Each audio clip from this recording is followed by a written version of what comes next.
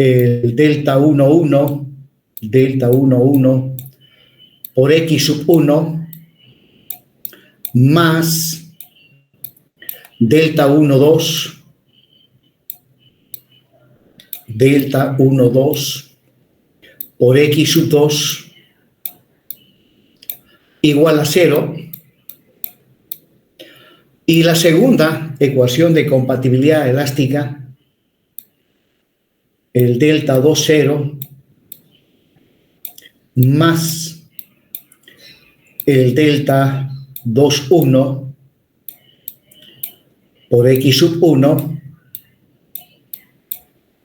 y más el delta 2, 2 multiplicado por X sub 2 igual a 0, donde para el problema que estamos desarrollando, el delta 1, 0 y el delta 2, 0 son deformaciones debido a la carga que le estamos aplicando a la estructura, la carga propiamente dicha. Y hablando de cargas, pues hay diferentes tipos de cargas. Y en este caso hemos asumido como carga, pues una carga térmica. Hemos asumido una carga térmica. De ahí que delta 1, 0 y delta 2, 0 son deformaciones justamente debido a la carga térmica. Y recordarán ustedes que según el método de los trabajos virtuales, para el cálculo de deformaciones debido a cargas térmicas, tenemos la expresión matemática que dice que la deformación es igual a K sub 1, la integral de n barra, donde n barra es el esfuerzo normal debido a la carga virtual por diferencial de X más el coeficiente K sub 2 multiplicado por la integral de m barra por diferencial de X.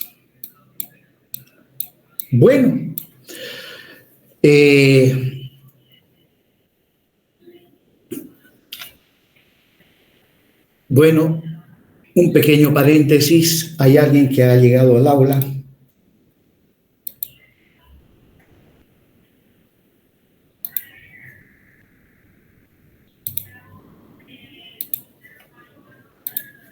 Bueno, prosiguiendo con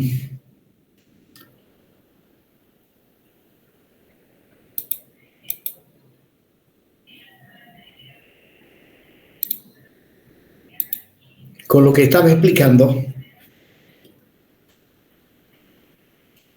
como la carga es la temperatura y delta 1, 0, delta 2, 0 son deformaciones debido a esa carga, entonces tenemos que aplicar esta fórmula.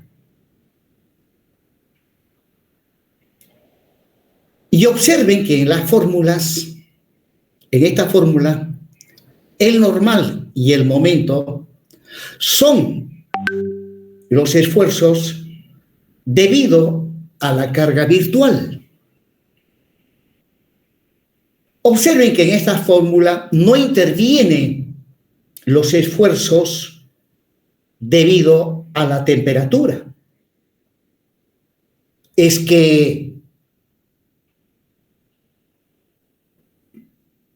para el análisis de una estructura hiperestática, una vez determinado el número de incógnitas hiperestáticas, la estructura la tenemos que transformar en una estructura isostática equivalente. Por lo tanto, lo que hacemos es analizar esa estructura isostática equivalente. De ahí que delta 1, 0 y delta 2, 0 son deformaciones debido a la carga térmica, pero de una estructura isostática.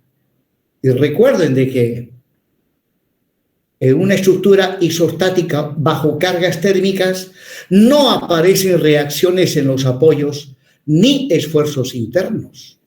De ahí que en la fórmula que me permite calcular las deformaciones debido a cargas térmicas, no hay esfuerzos debido a la carga térmica, sino que los esfuerzos normal y momento se refieren a la carga virtual.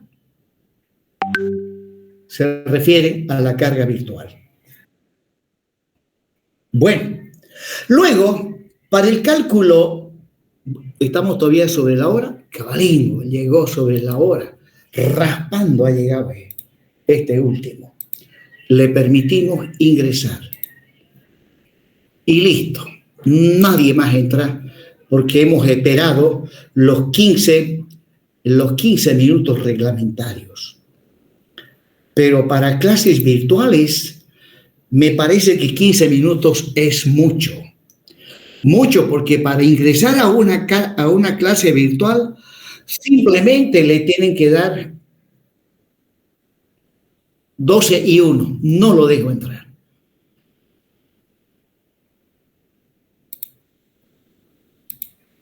Para ingresar a la clase virtual, simplemente le tienen que dar un clic al enlace, estén donde estén. En cambio, cuando la clase es presencial, pues el transporte, de alguna manera uno depende del transporte para llegar puntual. Entonces, vamos a hacer un pequeño cambio para cuando nos toque pasar clases virtuales. La tolerancia ha de ser de 10 minutos, jóvenes. Tomen nota de eso. Bien, volviendo entonces a lo que estaba explicando. Y ahora, delta 1 y delta 2, 1 son deformaciones, ¿no?, en la estructura E sub 1, donde la carga no es carga térmica. ¿No? Para calcular delta 1, 1 y delta 1, lo que hacemos es darle a X sub 1 un valor unitario. X sub 1 igual a 1, y con eso, pues, se analiza la estructura y se calcula delta 1, 1 y delta 2, 1. Y finalmente, para calcular delta 1 y delta 2, es la estructura E sub 2, donde para el análisis de E sub 2 aplicamos la carga X2 con valor también unitario, ¿no? Y para el cálculo de estas deformaciones, delta 1, 1, delta 1, aplicamos la fórmula que dice delta igual a la integral de m barra m dividido entre EI, por diferencial de X, ¿no? Con esto calculamos el delta 1, 1, el delta 2, 1, el delta 1, 2 y el delta 2, ¿no? Porque las cargas no son temperatura, son las incógnitas hiperestáticas. Bueno, pero el objetivo de esta puntuación que estoy haciendo es el siguiente. Si yo aplico directamente esta fórmula para el cálculo de delta de los desplazamientos, en la fórmula va la rigidez a flexión como denominador. Y si mal no me equivoco, para el problema que estamos resolviendo, el EI nos ha salido 84.600, si no me equivoco, 84.600 kilonewton metro cuadrado, ¿no? Por lo tanto, una vez evaluado el numerador, lo tengo que dividir entre 84.600. Y bueno, dividir entre una cantidad grande hace que el resultado salga muy pequeño. Hace que el resultado salga muy pequeño, por decir, delta igual a 0,0002, digamos, ¿no? Entonces, si estos desplazamientos salen valores muy pequeños, posteriormente, al resolver este sistema de dos ecuaciones con dos incógnitas, y si los coeficientes son muy pequeños, pues al resolverlos hay que hacer operaciones aritméticas. Y al hacer esas operaciones aritméticas, el error por redondeo es tremendamente peligroso. Es tremendamente peligroso. Entonces, una manera de subsanar el error por redondeo, al final no se puede eliminar el error por redondeo, pero una manera de subsanar el error por redondeo es calcular las deformaciones, ¿no?, alterando un poco esta fórmula, llevando el coeficiente de rigidez al miembro izquierdo, de manera tal que, en definitiva, la fórmula que voy a utilizar para el cálculo de las deformaciones finalmente queda de esta manera: integral de m barra por m por diferencial de x. Entonces, aquí voy a obtener un resultado que no necesito dividirlo entre e y. Entonces, esta es la expresión que voy a utilizar, donde ya vimos que una manera práctica de utilizar esta fórmula cuando estamos resolviendo estructuras hiperestáticas es plantearlo de esta manera: delta ij igual a la integral de m sub i por m sub j. De esa manera, al trabajar con estos subíndices, pues no necesito saber cuál es la estructura con la carga real y cuál es la estructura con la carga virtual, ¿no? Y bueno, si esta es la expresión que voy a utilizar para el cálculo de las deformaciones debido a las incógnitas hiperestáticas, para el cálculo de las deformaciones debido a la temperatura, hago también lo mismo. Multiplico por EI, por lo tanto, la fórmula de Mohr para el cálculo de las deformaciones debido a la temperatura quedaría de esta manera. Aquí, sub I 0 igual, un ratito, por favor. Hola, negrita. Sí, por favor, ya, listo, ya. Chao. Bien, joven. Entonces, para ser homogéneo en el trabajo que estoy realizando, si esta fórmula lo estoy manejando de esta manera, donde el desplazamiento está multiplicado por I, entonces homogeneizo el procedimiento. A esta fórmula también lo multiplico por I, pero en este caso, para que esta ecuación no quede alterada, ¿no?, para que esta ecuación no quede alterada, ambos miembros lo tengo que multiplicar por EI. Entonces, multiplico el miembro izquierdo y también multiplico el miembro derecho. Y quedaría I multiplicado por K sub 1. Luego ya viene la integral de n barra diferencial de x, más también acá iría el EI K sub 2, y viene la integral de m barra por diferencial de x. Entonces, recordarán ustedes que esta es la fórmula que he empleado para el cálculo de las deformaciones debido a la temperatura. acá viene el subíndice I, acá también el subíndice I. ¿No? Y para el cálculo de estas deformaciones, aplicando la fórmula del método de los trabajos virtuales, ¿no? Sí, cuando vaya a calcular delta 1, 0, ¿ya? Al aplicar esta fórmula, el normal y el momento, que en este caso ya no llevan la barrita encima, ¿no? Si cuando calcule el delta 1, 0, aquí va a decir 1 y acá también 1. ¿Qué significa eso? Que estos esfuerzos internos los tengo que obtener de la estructura E sub 1, o sea, de aquella estructura que se analizó dándole a X sub 1 un valor unitario.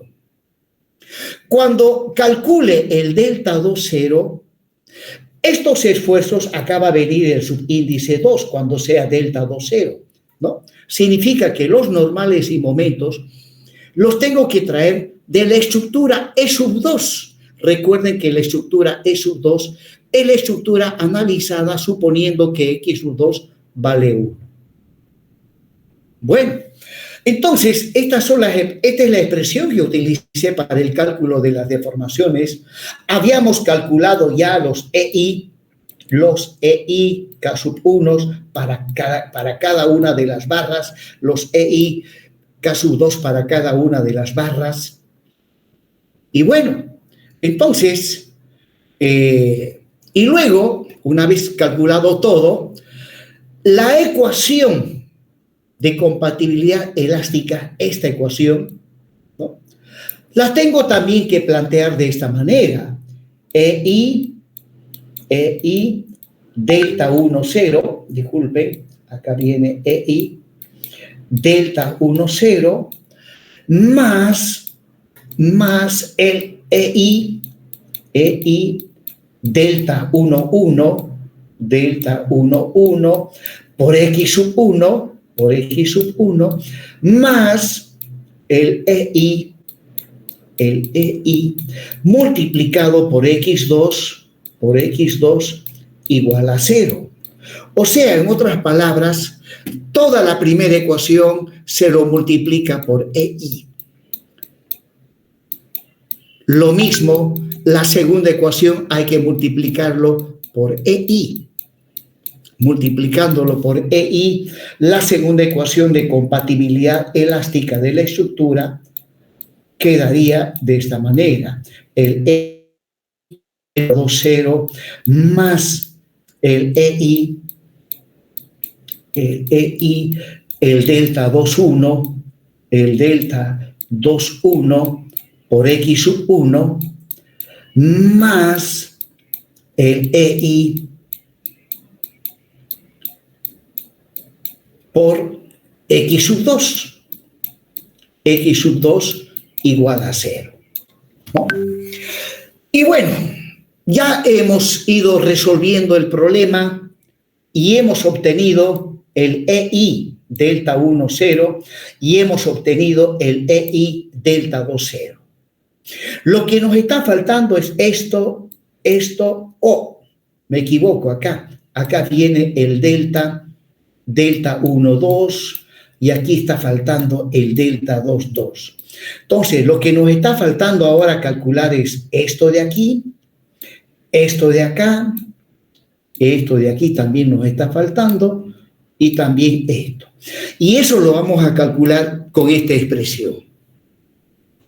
Bueno, entonces, en vez de utilizar esta fórmula, estoy utilizando esta.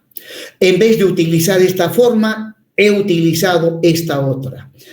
Y el objetivo de trabajar de esa manera es de reducir los efectos nocivos del error por redondeo.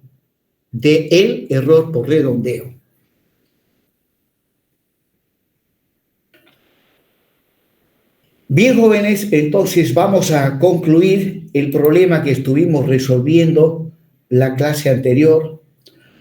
No sé hasta dónde hemos llegado.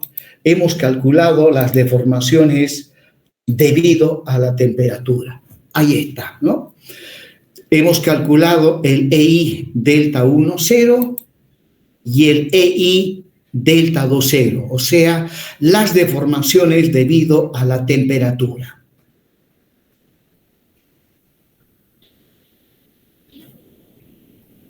Bien, entonces de aquí en adelante proseguimos con el desarrollo de la clase. Ahí me estoy mostrándole las ecuaciones de compatibilidad elástica de la estructura y ahora lo que toca es calcular el delta 1, 0, delta 2, disculpe, lo que toca calcular es el delta 1, 1, el delta 2, 1, el delta 1, 2 y el delta 2, 2. ¿No? Falta calcular esos desplazamientos. A esos desplazamientos que falta por calcular, delta 1, 1, delta 1, 2, delta 2, 1 y delta 2, 2, se les llama coeficientes de flexibilidad. Pues bien, más adelantecito voy a explicar por qué razón a delta 1, 1, delta 1, 2, 2 y delta 2, 1 y delta 2, 2 se les denomina coeficientes de flexibilidad. Bueno, necesito esta tabla para trabajar de una manera enteramente mecánica.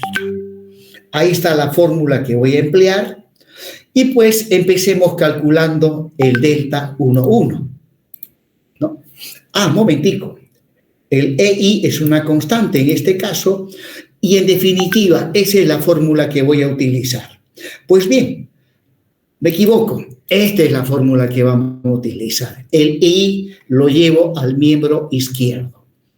Bien, calculemos el delta 1, 1.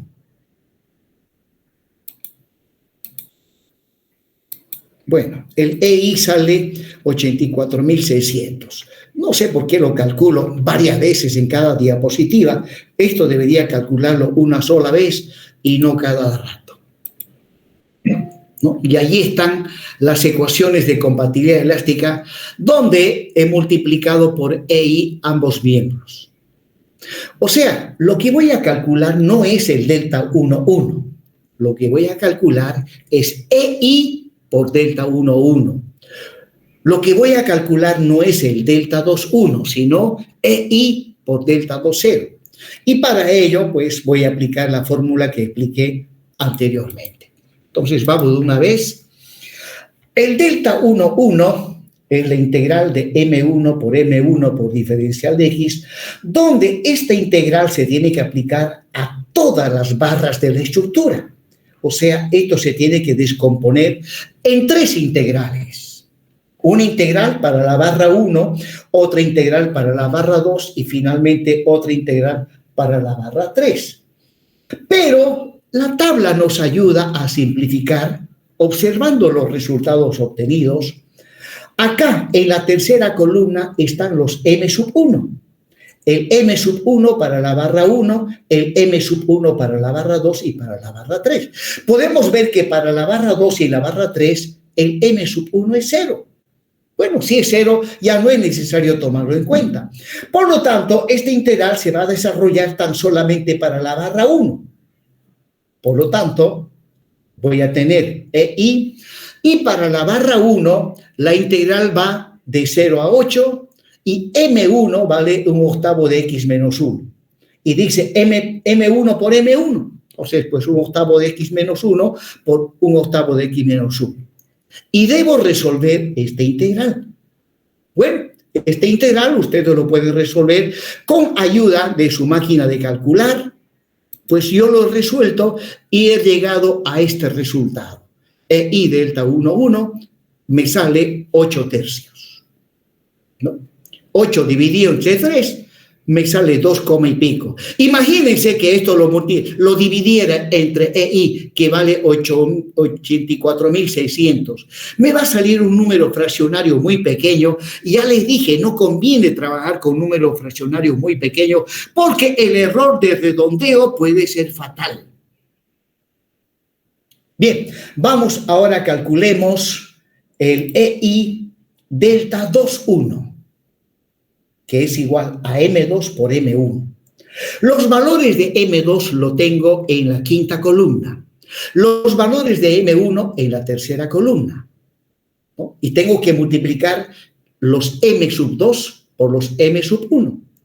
Y la integral se tiene que transformar en 3 integrales, porque tengo 3 barras. Pero observando la tabla, ¿ya? Hablando de los M sub 1, en la barra 2 y en la barra 3 se hace 0. Por lo tanto, si estos valores de la columna M1 los multiplico por los de la columna M2, pues para la barra 2, 0 por menos X es 0, para la barra 3, 0 por 0 es 0. Por lo tanto, lo que queda es solamente tomar en cuenta para la barra 1. Y la integral va de 0 a 8. Listo. Y el M2 vale 5/8 de X multiplicado por M1, que es X sobre 8 menos 1. Luego, resolviendo esta integral, llego a ese valor. Me sale negativo, menos 20 tercios. Proseguimos. Vamos y ahora calculemos el EI delta 1,2. Calculamos EI delta 2. Esta vez es M1 por M2. Bueno, aquí hay un producto, M2 por M1, y aquí tengo M1 por M2.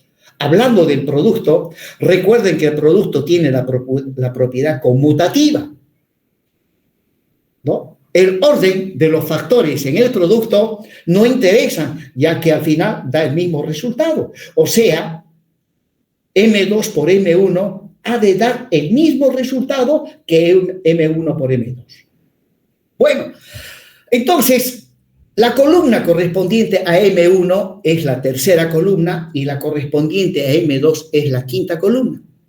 Y debo multiplicar los M1 por los M2. Y observen que nuevamente en los M1 para la barra 2 y 3 es 0. Entonces queda solamente para la barra 1. Y bueno, aquí el orden de los factores no altera el resultado.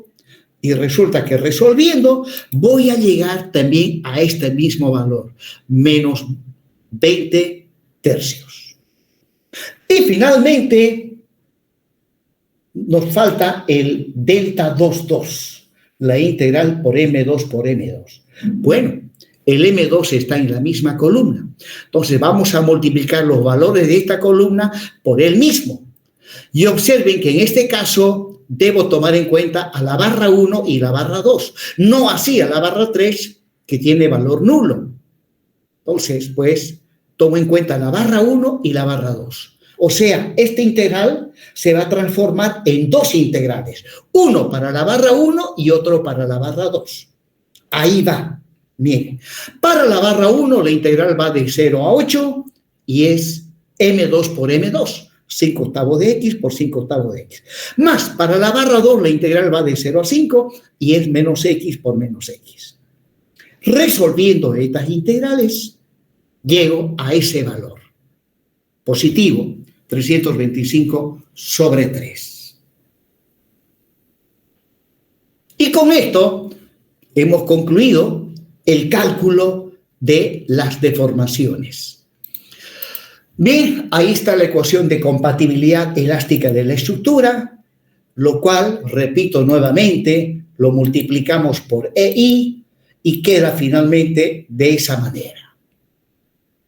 Y ya tengo la información para reemplazar en la ecuación de compatibilidad de las deformaciones, ¿no? Recuerden que EI por delta 1,0 vale 294.3125. El EI por el delta 2,0 sale este valor. Luego, el EI delta 1,1 salió 8 tercios. El EI 2,1 sale menos 20 tercios.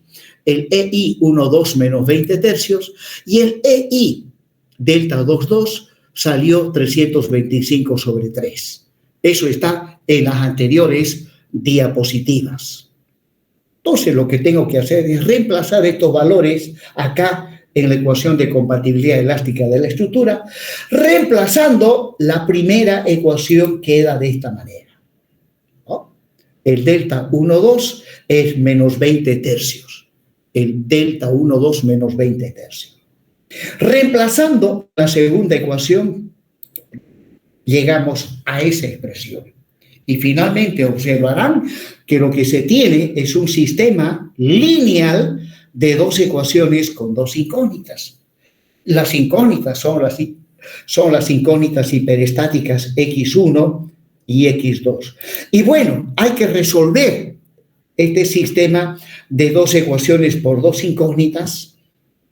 Hay una infinidad de métodos para resolverlas, ¿no? Tenemos el método de igualación, el método de sustitución, el método de los determinantes, en fin, el método de reducción, en fin, el método de Gauss, el método de Cholesky. Bueno, yo voy a aplicar acá, como estoy resolviéndolo a mano, el método de suma y resta. Para el efecto, multiplico la primera ecuación, toda la primera ecuación por 3. Y también la segunda ecuación lo voy a multiplicar por 3. Haciendo eso, llego a lo siguiente. La primera ecuación ahí está y la segunda ecuación también. ¿Por qué lo he multiplicado por 3? Para no trabajar con números quebrados, ¿no? Quiero trabajar con valores mayormente números enteros. Bueno, es que como estoy resolviendo a mano, conviene hacer estos pequeños arreglos. En cambio, si estuviese resolviendo con la máquina de calcular, no necesito hacer eso, ¿no? Bueno, proseguimos. Luego voy a, nuevamente, ahí están las ecuaciones ya sin números quebrados, y ahora voy a aplicar el método de suma y resta. Para el efecto, multiplico la segunda ecuación por 1 sobre 2,5. Eso voy a hacer, ¿no? Multiplicando esta ecuación por 1 sobre 2,5 me da esta expresión. ¿Y por qué lo he multiplicado por 1 sobre 2,5? Pues al haber hecho eso, observen el resultado que he obtenido y comparen con el primero. Resulta que ahora, si sumo la primera ecuación con la tercera, se va a cancelar la incógnita hiperestática x1. O sea, con eso se va al sumar miembro a miembro esta ecuación con la última. Sumando miembro a miembro, menos 976.535 más 882.9405, llego a esto. Sumando este con este se hace 0 y sumando menos 20 más 130 me sale 110x2. Llego a obtener una ecuación con una incógnita y pues de esta última despejo x2 y llego a este valor, 9,9418. Habiendo calculado x2, ahora determino x1. Para ello puedo utilizar cualquiera de las anteriores ecuaciones. En este caso, despejo x1 de la primera ecuación, de esta. De aquí despejo x1. Por lo tanto, este pasa al otro lado con positivo, este pasa con negativo, y el 8 pasa a dividir. Y finalmente, acá, donde está x2, reemplazo este valor, 9,9418. Reemplazando x2 por este valor y simplificando, llego a ese valor. x1 me sale con signo negativo, menos 85.5153 kilonewton metro. Recuerden que esta incógnita x1 es un momento y x2 es una fuerza. Entonces, las unidades de medida tienen que ser compatibles con el significado de las incógnitas hiperestáticas. Pues bien, Ya tengo los valores de las incógnitas hiperestáticas, o sea, ya tengo el momento en el empotramiento, ¿no? Eso era X1, ya tenemos su valor. Y también la otra incógnita hiperestática era la reacción horizontal en el nudo 3. Esa incógnita ya no es incógnita, su valor es 9.9418. Bueno, de aquí en adelante, para completar el análisis, tendría que empezar por calcular los valores de las reacciones que faltan todavía por calcular, ¿no? Las reacciones que faltan por calcular son el vertical en el nudo 1, que le voy a llamar B sub 1, el horizontal en el nudo 1, que le estoy llamando H sub 1, y el vertical en el nudo 3 son reacciones que aún nos faltan por calcular. Pues bien, para calcular B sub 1, H1 y B sub 3, puedo aplicar las ecuaciones de la estática. Sin embargo, a mi criterio resulta más cómodo, ¿no?, utilizar la ecuación de superposición de efectos, ¿no? Ahí está la ecuación de superposición de efectos, donde, como ya tengo los valores de X1 y X2, ¿no?, los voy a reemplazar. X sub 1 es menos 85, 51, 32, y X sub 2 es 9,94, 18. Bien, utilizo la ecuación de superposición de efectos para el cálculo de las reacciones cuyos valores faltan por calcular. Bueno, empecemos calculando H sub 1. H sub 1. Bueno, resulta que para calcular H sub 1 me tengo que ir a la estructura E sub 0, que lo habíamos calculado. Me tengo que ir a E sub 0. Recuerden que E sub 0 es la estructura principal, que es isostática, donde la carga es la temperatura. Y sabemos que debido a la temperatura no aparecen reacciones en los apoyos, por lo tanto la reacción es nula.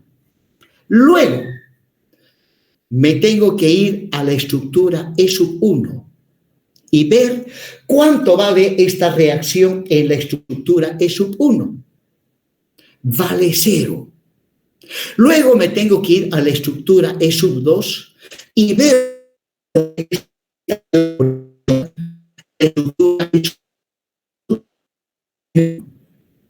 bueno, haciendo estas operaciones aritméticas, H sub 1 me sale negativo y es igual a 9.9418.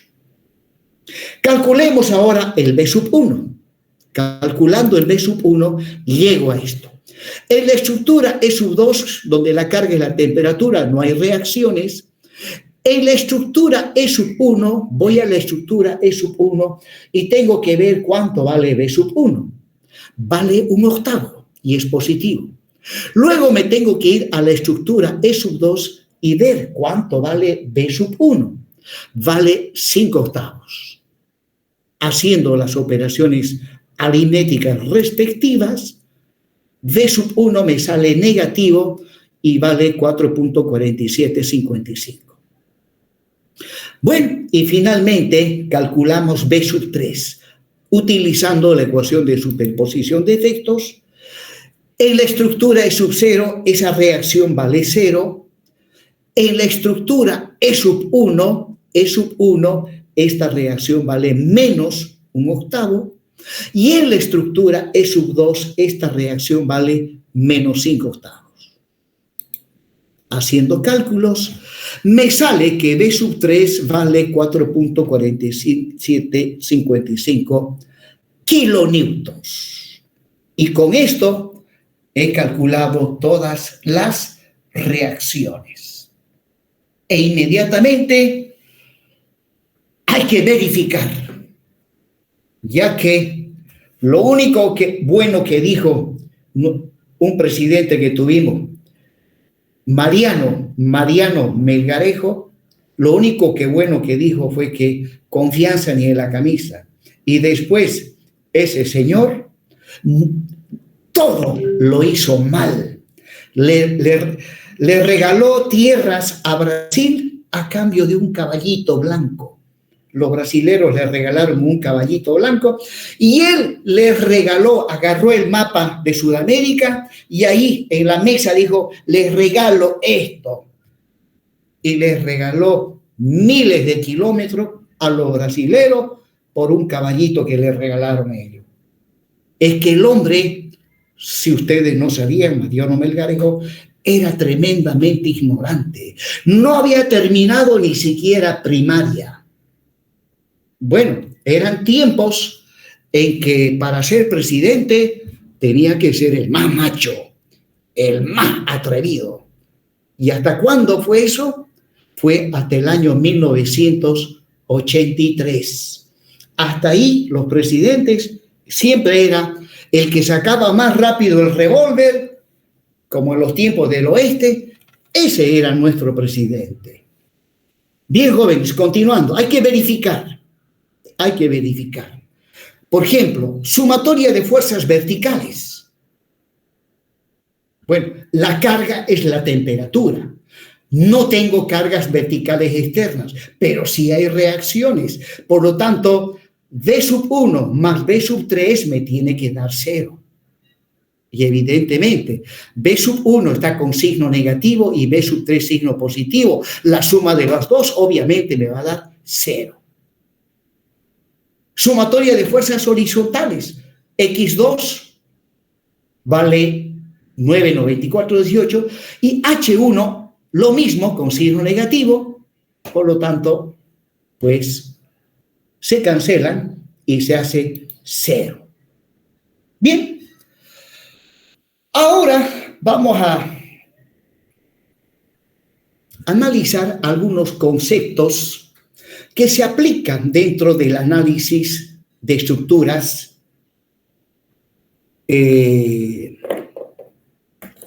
estructuras cuyo material y cuya estructura en sí deben de cumplir ciertas hipótesis simplificativas. Una de las hipótesis que se utiliza es que la estructura tiene que tener un comportamiento perfectamente elástico.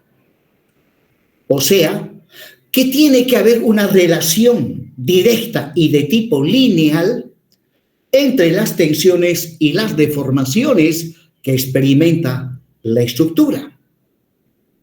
La otra hipótesis simplificativa es que las deformaciones tienen que estar dentro del ámbito de las pequeñas deformaciones.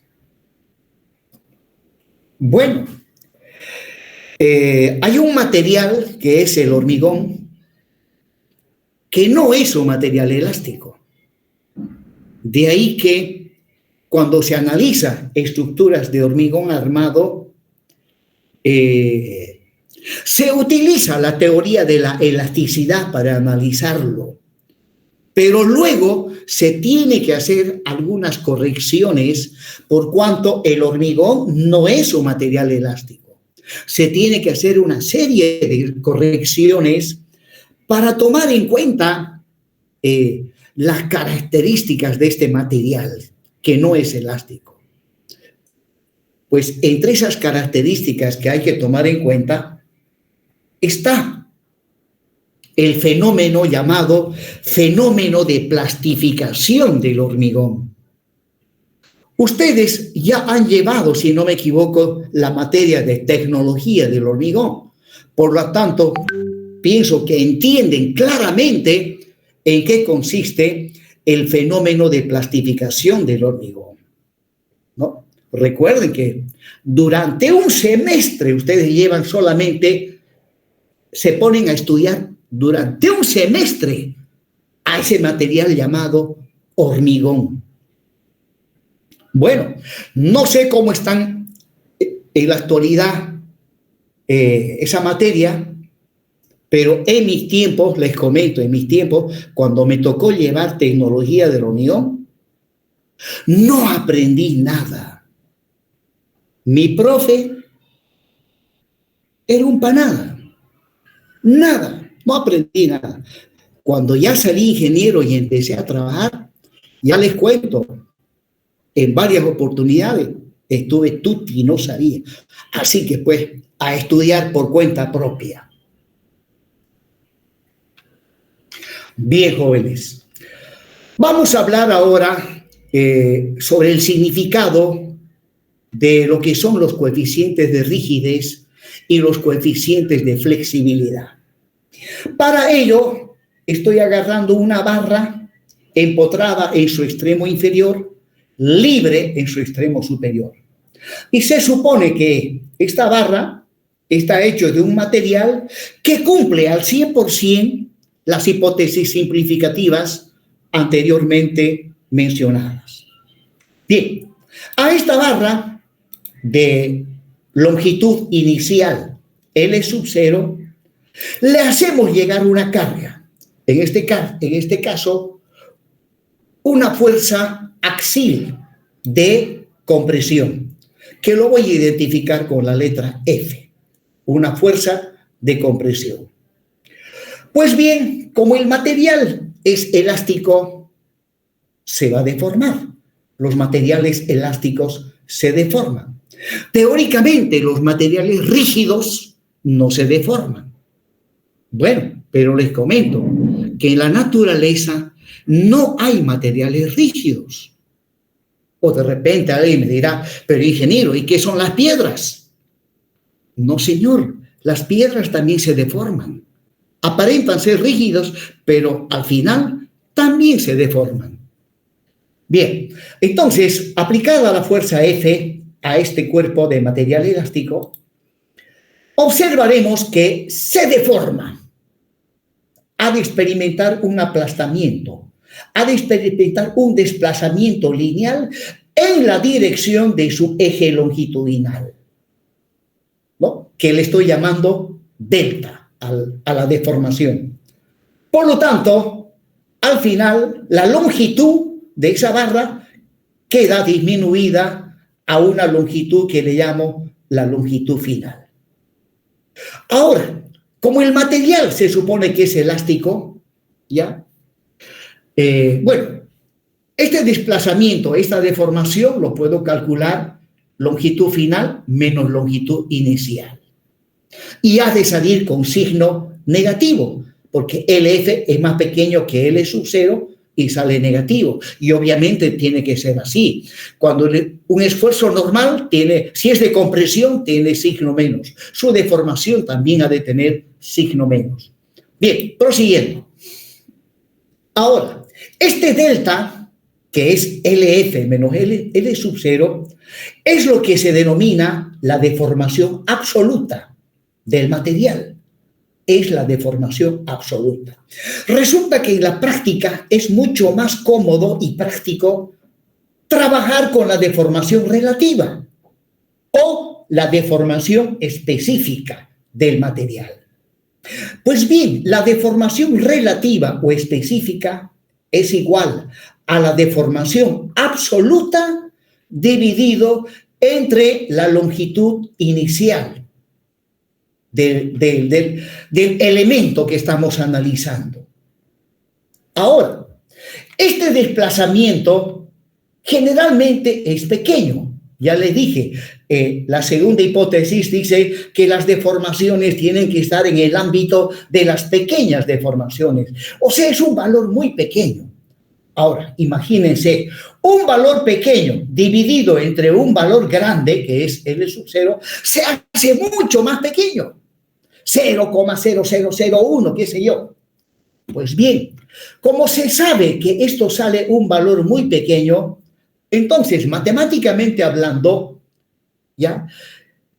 Para poderlo manejar numéricamente, a este resultado se lo suele multiplicar por 100 o se lo suele multiplicar por 1000, ¿ya? Y de ahí que la deformación relativa o deformación específica, se lo expresa en porcentaje o en por mil.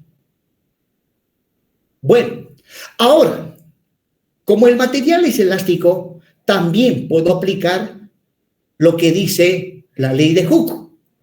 La ley de Robert Hooke dice que la fuerza es igual a un coeficiente multiplicado por la deformación, donde K es el coeficiente denominado coeficiente de rigidez del elemento que estoy analizando.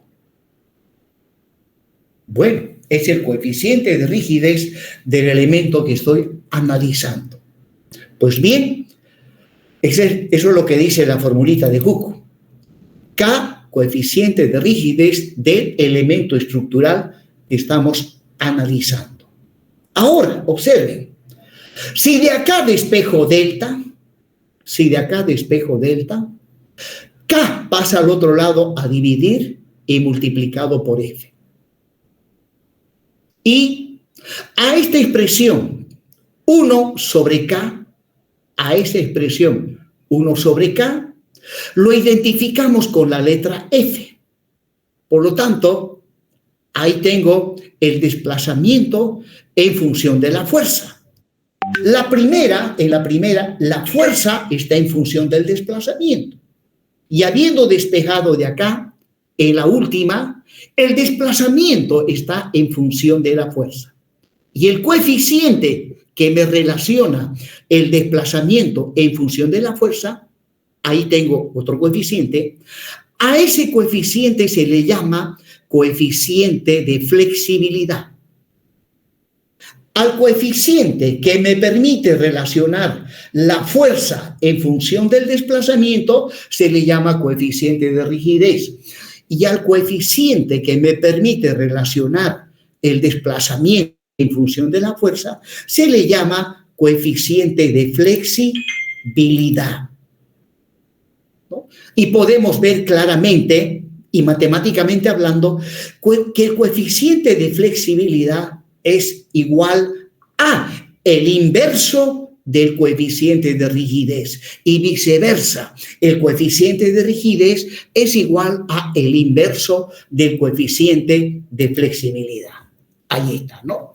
El coeficiente de flexibilidad es igual a el inverso del coeficiente de rigidez y el coeficiente de rigidez es el inverso del coeficiente de flexibilidad. O también podemos expresarlo esto diciendo que el coeficiente de flexibilidad es inversamente proporcional al coeficiente de rigidez. Y al decir inversamente proporcional, significa que cuando K, la magnitud de K aumenta, o sea, cuando la rigidez aumenta, disminuye la flexibilidad. O bien acá, cuando la flexibilidad aumenta, disminuye la rigidez.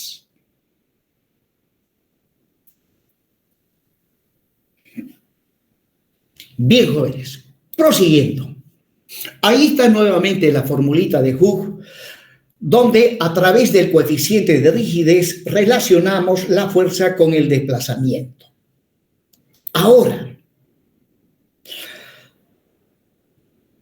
hay casos en donde al desplazamiento le tenemos que dar un valor unitario, qué sé yo, 1 milímetro o 1 radián. Si es desplazamiento angular tiene que ser radián, si es desplazamiento lineal puede ser milímetro, centímetro, ¿ya?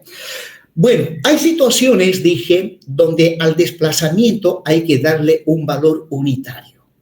Pues bien, si al desplazamiento le doy un valor unitario, ¿cómo queda la formulita de Hooke? Quedaría así, ya que 1 por K es K. Entonces, resulta que si el desplazamiento llega a tener un valor unitario, la fuerza que se le ha aplicado al elemento estructural es igual al coeficiente de rigidez, o viceversa. Si el desplazamiento es unitario, entonces el elemento está sometido a una fuerza denominado coeficiente de rigidez, ¿no? O sea, el coeficiente de rigidez es igual a la fuerza o viceversa. La fuerza es igual al coeficiente de rigidez. Eso siempre y cuando el desplazamiento tenga un valor unitario, ¿no? Si delta es igual a 1, entonces F es el coeficiente de rigidez. La fuerza que se le ha aplicado es el coeficiente de rigidez. Ahora veamos a lo siguiente. Vamos a la otra fuerza donde el desplazamiento está en función de la fuerza. Pero antes de ello, aquí dice, denominamos rigidez o coeficiente de rigidez a la acción que produce un desplazamiento de valor unitario. Bueno, es otra manera de ver el coeficiente de rigidez. Ahora veamos la otra fórmula, donde el desplazamiento está en función de la fuerza. Pues bien, hay casos de problemas en donde para poder resolver ese problema, a la fuerza le tenemos que dar un valor unitario, ¿no? Hay casos o problemas de ingeniería donde para poder resolverlo, a la fuerza le tenemos que dar un valor unitario. ¿Y no les parece que esto último es lo que hacemos para poder resolver estructuras hiperestáticas mediante el método de las fuerzas? O sea, a las incógnitas hiperestáticas X1, X2, ¿no ve que les damos valor unitario para poder resolver el problema? No, a la fuerza le damos un valor unitario. Por lo tanto, si a la fuerza yo le doy un valor unitario, el desplazamiento queda, si F es 1, 1 por F, el desplazamiento es igual al coeficiente de flexibilidad. El desplazamiento es igual al coeficiente de flexibilidad. O viceversa, el coeficiente de flexibilidad es igual a la deformación. Bueno, por lo tanto, si la fuerza vale 1, ya, el desplazamiento es el coeficiente de flexibilidad, ¿no? Entonces, denominamos flexibilidad o coeficiente de flexibilidad a la deformación producido por una acción de valor unitario. Bueno, apliquemos un poco esto a el problema que acabamos de resolver, ¿no? Donde acá hay desplazamientos. Delta 1, 0 y delta 2, 0 son desplazamientos debido a la carga externa. La carga externa puede ser cargas másicas, cargas eólicas, cargas térmicas, cargas sísmicas, ¿no? Y luego, delta 1, 1 y delta 2, 1 son deformaciones que se calculan asumiendo que la fuerza vale 1. ¿No? Debido a X1 igual a 1. Por lo tanto, conforme expliqué en la anterior diapositiva, ¿ya? Bueno, pero antes de ello, X12 y X22 también son deformaciones que se han determinado asumiendo que X2 vale 1. Por lo tanto, estos 4 últimos desplazamientos podemos afirmar de que esos desplazamientos son los coeficientes de flexibilidad de la estructura. Son los coeficientes de flexibilidad de la estructura. Bueno, prosigamos. Nuevamente, ahí están las dos ecuaciones de compatibilidad elástica de la estructura. Y estas dos ecuaciones se las puede encarar su solución aplicando el álgebra matricial. Que ustedes lo han visto con toda seguridad en la materia de Mat 103, álgebra lineal. Pues bien, Todo sistema lineal de ecuaciones lineales se puede resolver aplicando el álgebra matricial, donde en este caso, ¿no?, hay delta 1, 0 y delta 2, 0, van a ser los elementos de una matriz columna llamada la matriz columna de las deformaciones debido a la carga externa. Más, y luego esto de acá lo puedo expresar como el producto de una matriz cuadrada cuyos elementos son los coeficientes que preceden a las incógnitas hiperestáticas, multiplicado por otra matriz columna que es la matriz de las incógnitas hiperestáticas. Y la matriz cuadrada, observen, sus elementos son delta 1, 1, delta 1, 2, delta 2, donde estos son desplazamientos debido a cargas unitarias. O sea, estos son coeficientes de flexibilidad. Bueno, completando esta ecuación matricial, eso ha de ser igual a la matriz nula. Ahora, a esta matriz cuadrada se le llama la matriz de flexibilidad de la estructura, ya que sus elementos son coeficientes de flexibilidad, o sea, son deformaciones debido a cargas unitarias. Bueno, toda ecuación matricial se la puede manejar de manera súper compacta. O sea, la matriz columna de las deformaciones debido a la carga externa lo puedo expresar de esta manera. Más esta matriz cuadrada la puedo expresar de esa manera. Y la letra F significa que es la matriz de flexibilidad de la estructura, multiplicado por la matriz de las incógnitas hiperestáticas. Observen que A sub 0 y X están entre llaves. Cuando están entre llaves, significa que son matrices columnas. F está entre corchetes. Eso significa que es una matriz cuadrada. Es la matriz de flexibilidad. Esta es la matriz de las incógnitas y esta es la matriz de las deformaciones debido a la carga externa. Igual a la matriz nula. Bueno, hay que resolver esta ecuación matricial. Y resolver significa despejar la incógnita. La incógnita es la matriz X, la matriz de las incógnitas hiperestáticas. Pues bien, bueno, acá una aclarativa. A sub 0 dice el vector o la matriz de los desplazamientos debido a la carga externa. Esto es la matriz de flexibilidad de la estructura y X es el vector o matriz columna de las incógnitas, en este caso, incógnitas hiperestáticas.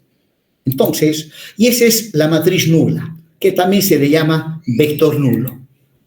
Bien, hay que despejar de aquí X.